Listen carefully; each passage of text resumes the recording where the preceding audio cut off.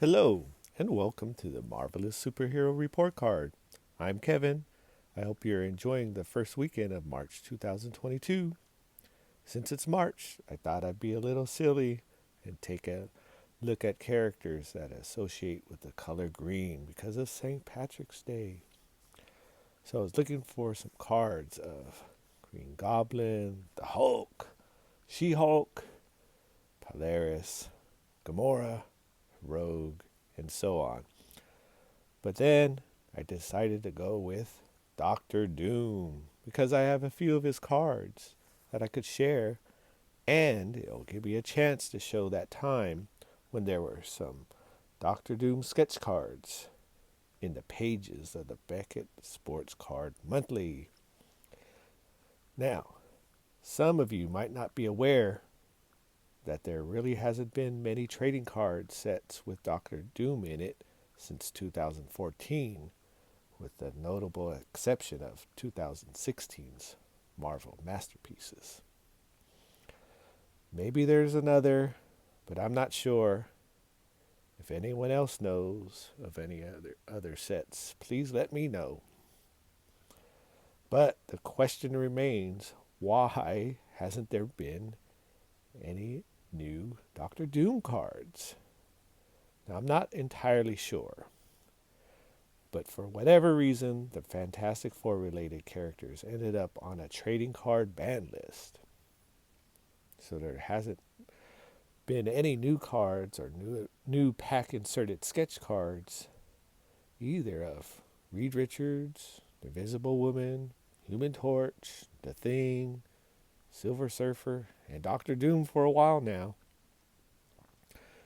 You could probably look up somewhere to find out the speculation behind that unfortunate situation for us collectors. But fortunately, that ban was after 2013's Flear Retro.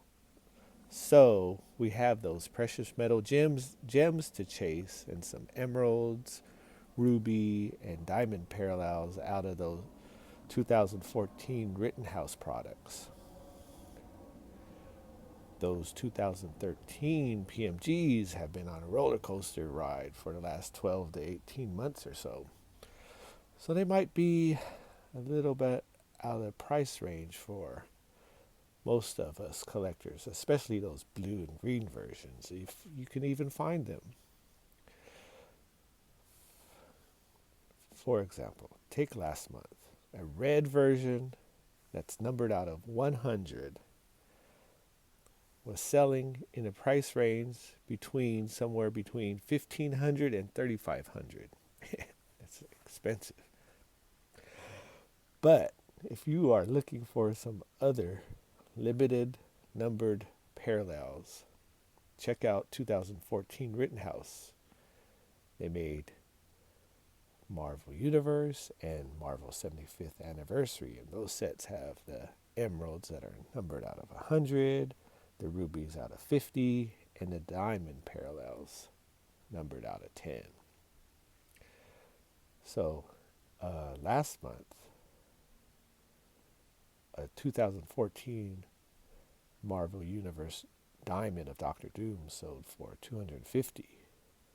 So I'll give you a kind of a gauge of what the other ones will sell for. But to give you an example now, a common emerald, those usually sell in that $10 range. But Doctor Doom has that color match thing going for it with the green, so might be a little bit more for that one. Slight premium. So there are other neat Doctor Doom cards that you could look for in that time range before the ban. You know, any of those 2016 Marvel Masterpieces, out of 2014 Marvel Universe, there's that 75th Anniversary insert card that's numbered out of 75. Out of 2013's Flear Retro, there's Intimidation Nation. Can't forget about the Jambalaya out of that set too. And a little bit older one is 2011's Marvel Beginnings, the villain's hologram. That's kind of a neat one. Okay, on to the sketch cards. Now I have a few neat looking sketch cards of Doctor Doom. I have some classic sketch card artists like John Zopp, Warren Martinet, and Tony Perna. Uh, there's also one, I also have one by the legendary Marvel Silver Age comic book artist George Tuska. That's a neat one. Now, I even have 10 from the first Marvel product that had one color sketch card in every box. 2000, it's out of 2016 or 2006's Complete Avengers. Now I have a little joke with my friends that because I have 10 of them, it puts me in the top 10 of Doctor Doom sketch card collectors for that set. But I'm still about 100 away from the number one spot, catching up to my buddy Andrew, because he has over 110, I believe. So that now brings me to the Doctor Doom sketch cards that were in the September 2012's issue of the Beckett Sports Monthly. If you're looking for it, it's issue 330. Okay, back then, for about 3 years or so, the Beckett magazine used to have a yearly issue dedicated to 10 to 15 collectors and their collections. It was called the Super Collector Issue. So after I saw the Super Collector Issue in 2011, I was thinking my buddy Andrew's collection of Doctor Doom sketch cards might have a slight chance to make the cut. So between 1998 and 2008, Andrew had collected a whole bunch of Doctor Doom sketch cards. You know, I even called him, it was the Decade of Doom.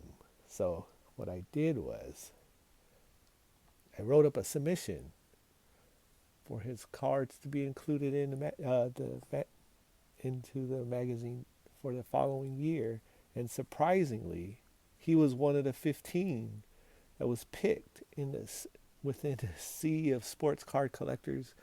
A Marvel card submission made the cut for the Super Collector Issue. It's crazy.